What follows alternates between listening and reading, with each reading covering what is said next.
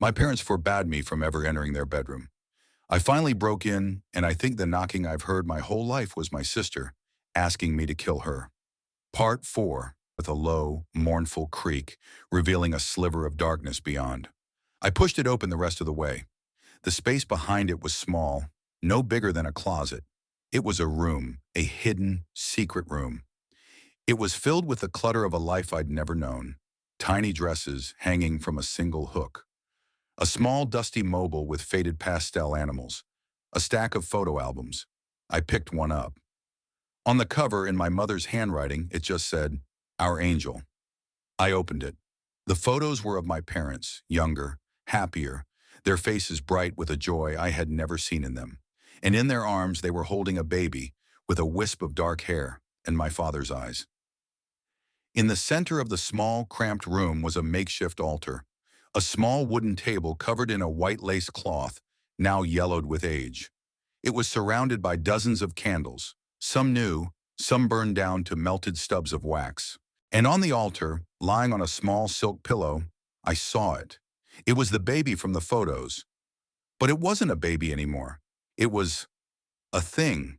Its body was small, shrunken, and desiccated, mummified. Its skin was a pale, translucent parchment, stretched tight over a tiny bird-like skeleton. Its eyes were closed, its mouth a tiny black O in its shrunken face.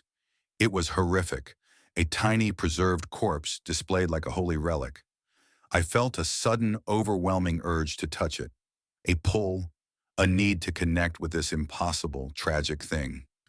I reached out a shaking hand and gently, so gently, laid my fingertips on its cold, dry forehead, and the world exploded. I saw visions, memories, and pictures that are not my own. All flooded my mind with the force of a tidal wave. I saw a sterile white hospital room, my mother sobbing, her face buried in my father's chest. A doctor with a grim face, saying the words, "I'm so sorry. There was nothing more we could do. Your daughter is gone." I saw my parents in their bedroom, the one I stood in now. They were holding the tiny, still body of their daughter, wrapped in a hospital blanket.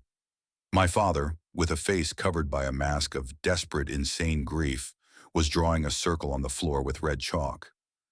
"We can bring her back," he was whispering. His voice was a frantic prayer.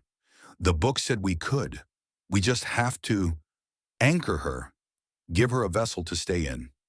I saw them place the tiny body in the center of the circle, on the altar.